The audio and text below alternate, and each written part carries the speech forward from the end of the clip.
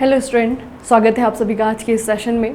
तो बच्चे, बहुत लंबे समय बाद जो है आपकी करंट अफेयर की क्लास दोबारा से स्टार्ट हो रही हैं और ये जो आपकी क्लासेस हैं ये आने वाले जो अपकमिंग एग्ज़ाम हैं जूनियर इंजीनियर के लिए, जैसे कि आपका एसएससी है, जैसे आपका आरआरबी जेईई 2025 वाला एग्ज़ाम होगा, आपका आरआरबी एएलपी है। ठीक है, एएलपी में तो आपका 80 to 90% क्वेश्चन आपके सीधे करंट अफेयर से ही आते हैं। तो ये भी जो भी आपके अपकमिंग एग्ज़ाम हैं उनमें अच्छे से आप लोग परफॉर्म कर पाए, उसमें करंट अफेयर के जो क्वेश्चन हैं आपसे बन पाए, उस चीज़ के लिए बच्चे आपका ज़रूरी है कि हर रोज़ जो है 15 से 20 मिनट जो है आप डेली बेसिस पे जो न्यूज़ आ रही हैं उसको देखें, उसको जानें, उसको याद करने की कोशिश करें। ठीक है, क्योंकि जब आप एग्ज़ाम देने जाते हैं और वहाँ पे कोशिश करते हैं कि पिछले 6 महीने का करंट अफेयर हम पढ़ लें, पिछले 1 साल का करंट अफेयर हम पढ़ लें, तो वो चीज़ थोड़ी सी मुश्किल हो जाती है ना, क्योंकि इतने सारे डेटा को एक साथ जो है याद करना काफ़ी मुश्किल हो जाता है। तो इसीलिए हम क्या करते हैं कि डेटा को छोटे छोटे भागों में डिवाइड करके, जैसे कि डेली करंट अफेयर के रूप में आप जब न्यूज़ पढ़ते हैं तो वो आपके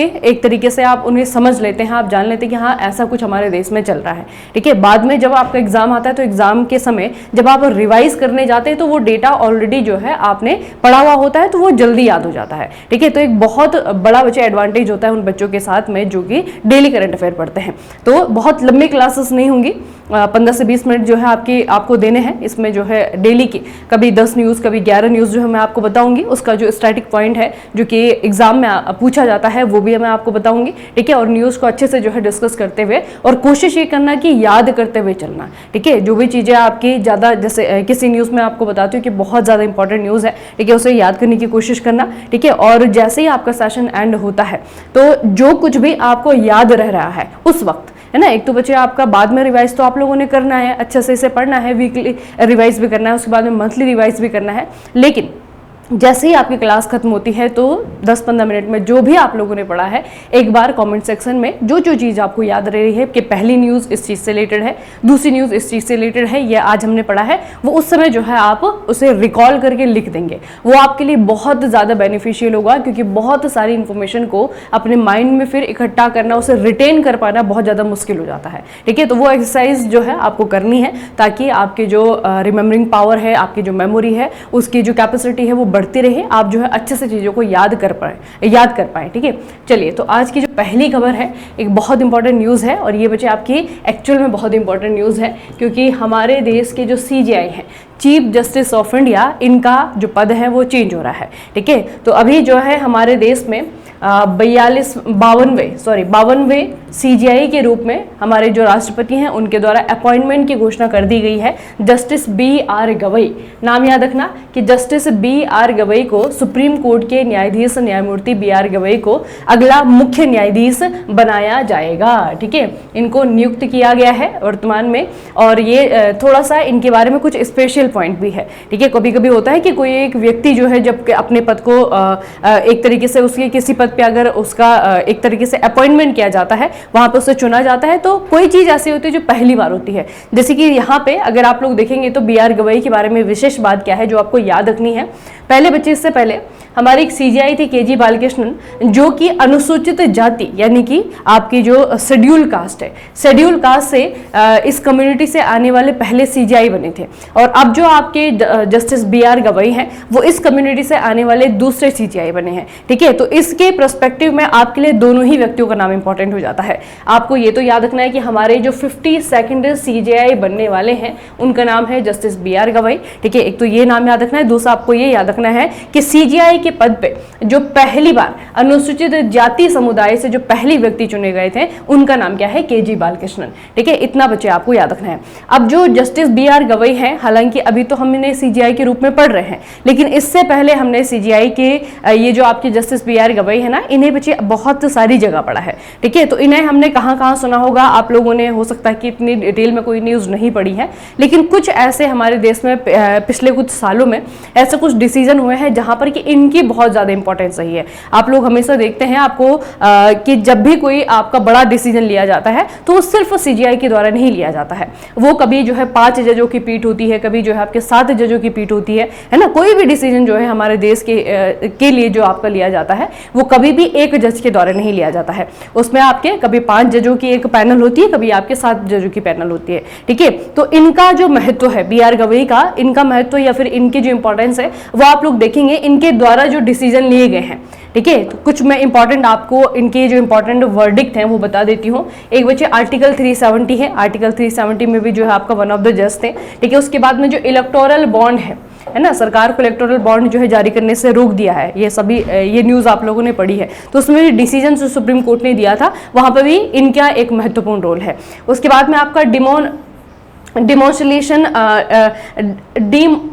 डिमोलिशन लॉ आया है और आपको जो है SC सब क्लासिफिकेशन जो आपका आया है, ठीक है। तो इसमें बच्चे आपका डिमोलिशन लॉ, तो आप लोगों ने बुलडोजर जस्टिस के बारे में सुना होगा। तो बुलडोजर जस्टिस में इसके बिहाफ में जो सुप्रीम कोर्ट ने जजमेंट दिया था वो भी जो है इसमें इनकी महत्वपूर्ण भूमिका थी। तो कुछ ऐसे वर्डिक्ट हैं जिसमें कि इनका योगदान रहा है, ठीक है। और अब जो है हमारे देश के 52nd CGI बनने जा रहे हैं, ठीक है। तो नाम याद रखना है, डॉक्टर BR गवई का, और इनकी जो कम्युनिटी है SC कम्युनिटी से दूसरे व्यक्ति हैं जिनको कि CGI बनाया जा रहा है, ठीक है। दूसरा आपका प्रश्न आता है कि CGI जो है इनकी नियुक्ति किसके द्वारा की जाती है। तो CGI की नियुक्ति की जाती है भारत के राष्ट्रपति के द्वारा, और भारत के राष्ट्रपति के द्वारा CGI की नियुक्ति की जाती है। ये प्रावधान हमारे संविधान के कौन से आर्टिकल में है, तो ये आर्टिकल है बच्चे आपका आर्टिकल 124 के भी बहुत सारे क्लोज हैं, क्लोज 1, क्लोज 2, ठीक है। तो 124 का जो क्लोज 2 है ये कहता है कि प्रेसिडेंट यानी कि भारत के जो राष्ट्रपति हैं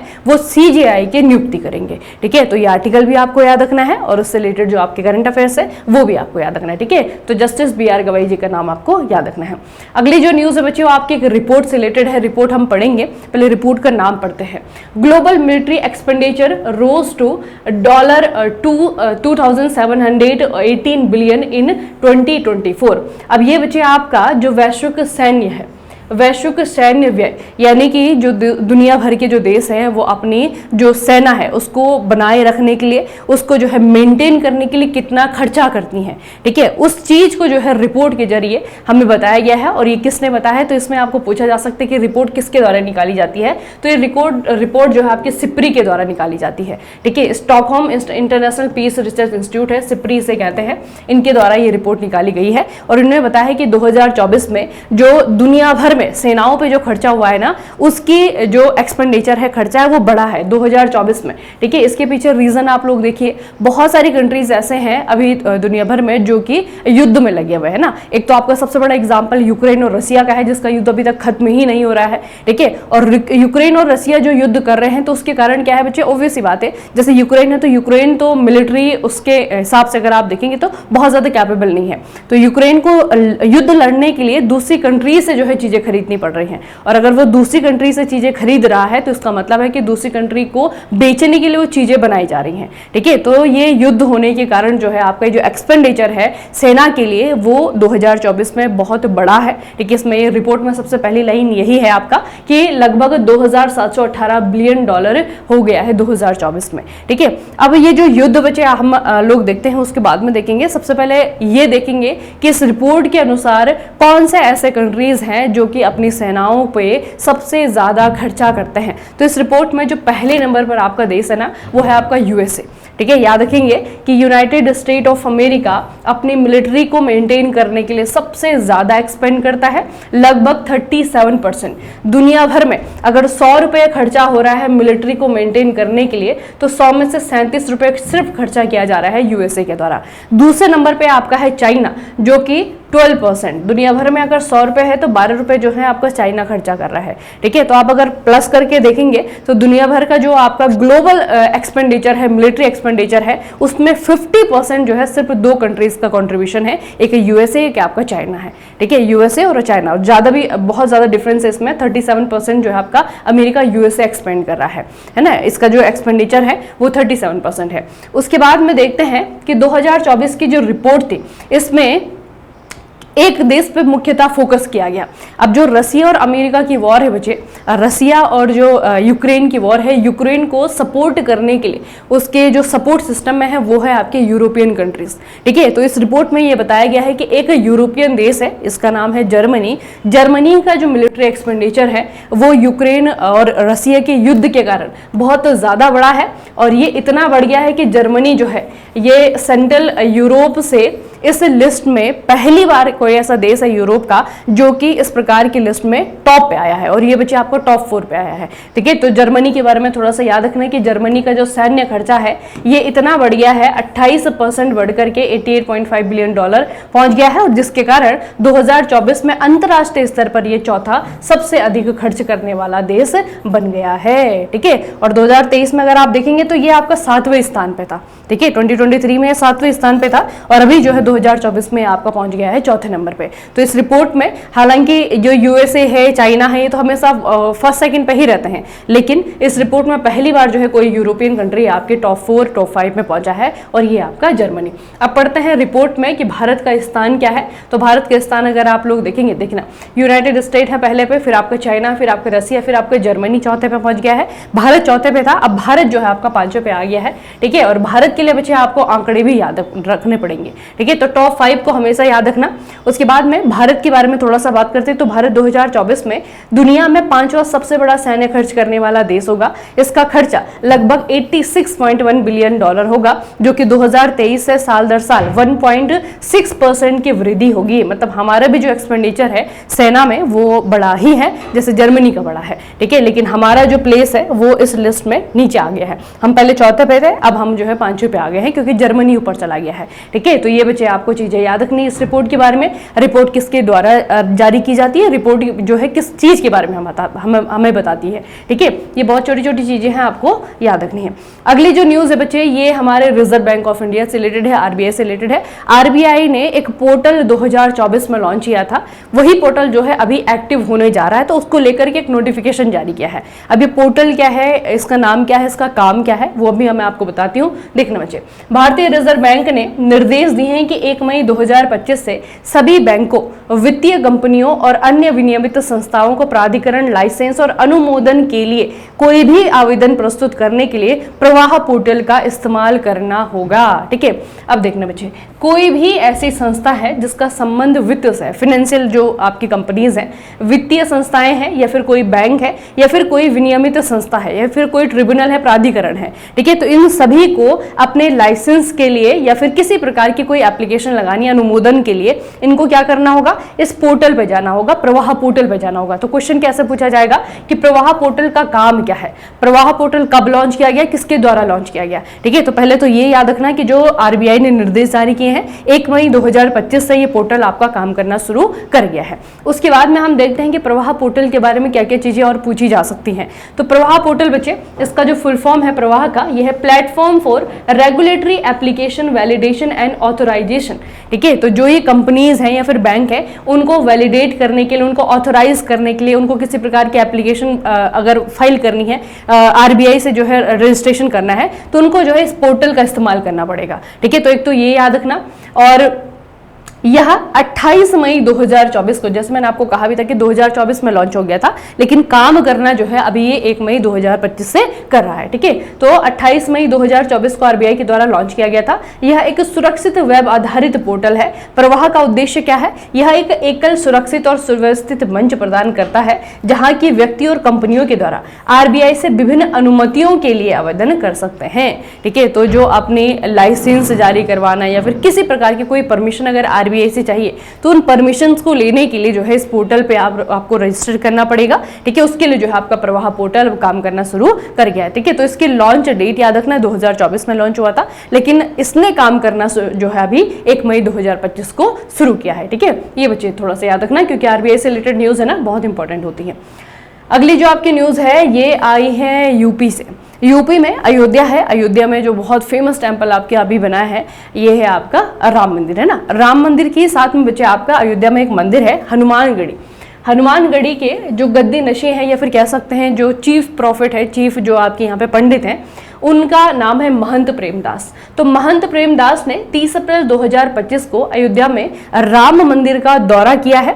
और इन्होंने राम मंदिर का दौरा किया है तो यहाँ पे बच्चे आपका, अब राम मंदिर का दौरा करना बहुत बड़ी बात नहीं है, लेकिन ये इनके लिए बहुत बड़ी बात है क्योंकि इन्होंने राम मंदिर जाने के लिए अपनी सदियों पुरानी परंपरा को तोड़ा है। ठीक है, बेसिकली बच्चे आपकी जो हनुमानगढ़ी का मंदिर है ना, अयोध्या में ही है।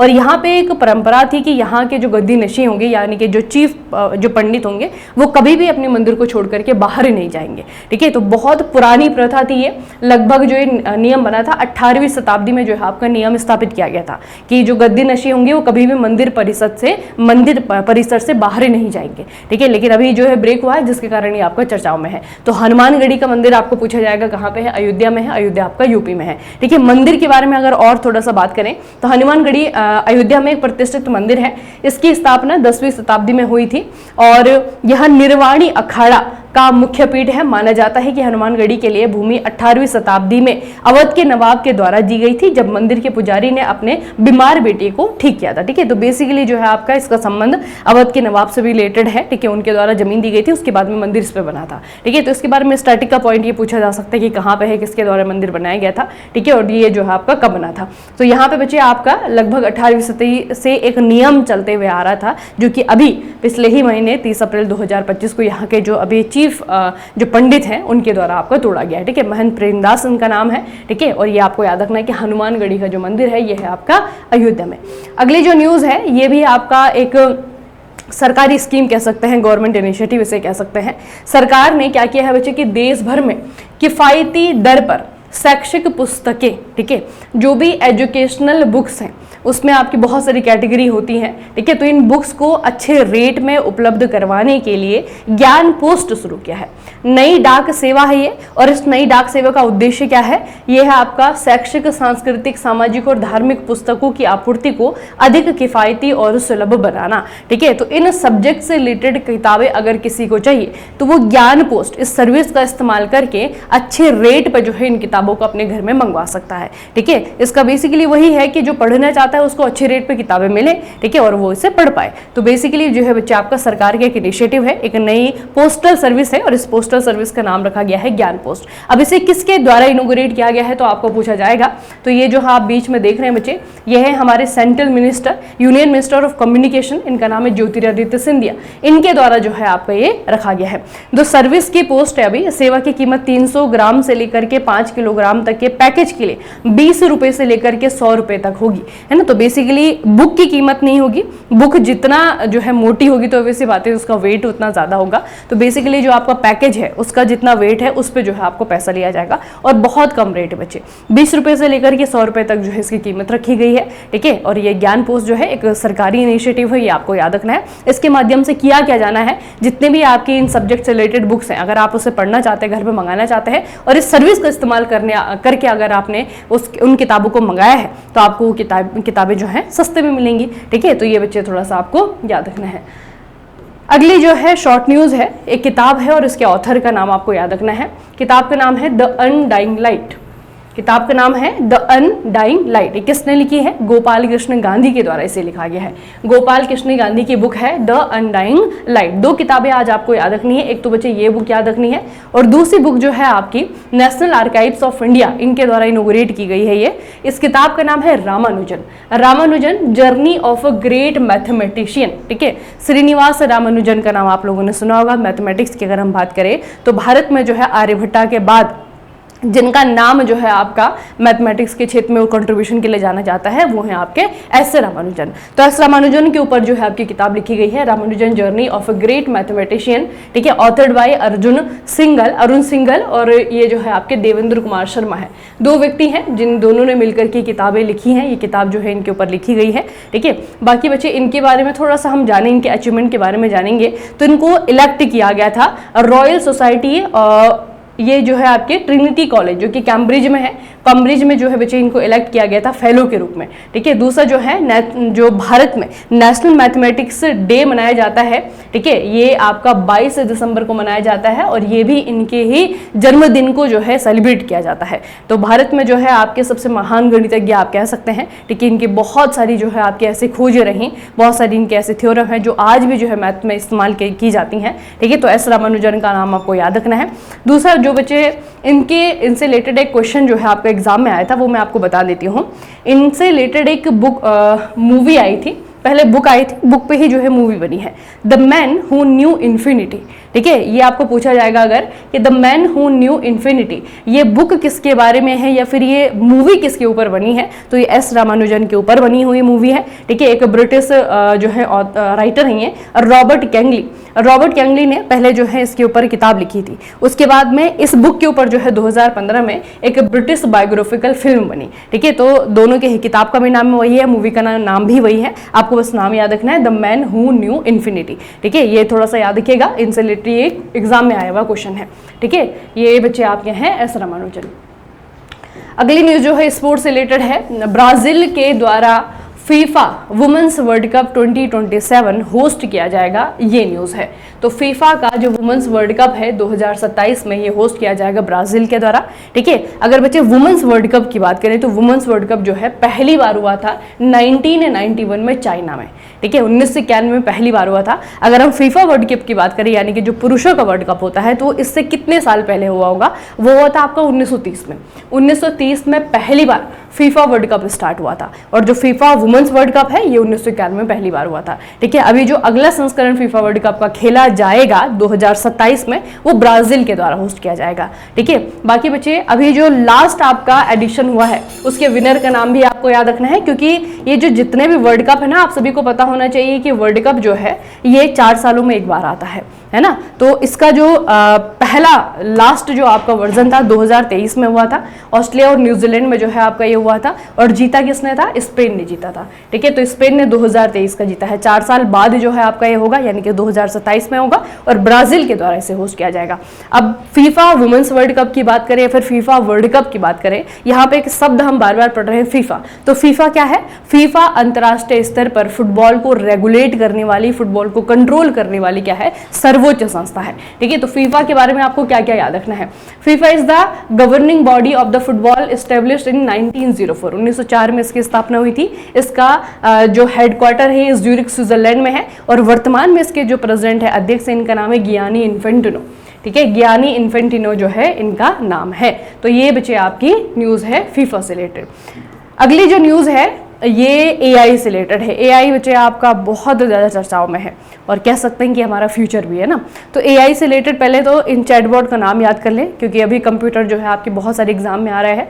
अभी एसएससी का एनालिसिस मैंने किया है तो एसएससी में जो है आपका पिछले साल में मैंडेटरीली जो है आपका 1 या 2 क्वेश्चन जो है आपके कंप्यूटर के ही हैं, तो वहाँ पे भी आपको कंप्यूटर पढ़ना पड़ेगा, है ना। कंप्यूटर पढ़ना पड़ेगा और उसके अलावा आरआरबी तो है ही, आरआरबी में आपका एक सब्जेक्ट भी कंप्यूटर का है। उसके अलावा सीबीटी 1 में भी आपके जो है 1-2 क्वेश्चन आप कंप्यूटर का देख रहे हैं, ठीक है। तो और एआई वहाँ पे एक बहुत इंपॉर्टेंट टॉपिक होगा बच्चे। तो एआई के कुछ चैटबॉट हैं जिनका नाम थोड़ा सा मैं आपको बता रही हूँ। इनके जो ऑनर हैं, जो कंपनियों ने इन्हें डेवलप किया है उस कंपनी का नाम याद रखना। सबसे पहले जो सबसे फेमस है वो है आपका चैट जीपीटी, है ना, क्योंकि इस सीरीज में सबसे पहले यही बनाया गया था, है ना। चैट जीपीटी आपका ओपनएआई अमेरिकन कंपनी है, इनके द्वारा डेवलप किया गया है। माइक्रोसॉफ्ट का जो को पायलट है, इसके नाम में ही इसके ओनर का नाम है, माइक्रोसॉफ्ट का है, ठीक है। उसके बाद ना आपका जेमिनाई है, तो ये आपका गूगल का है, ठीक है। क्लॉड जो है आपका ये एंथ्रोपिक का है।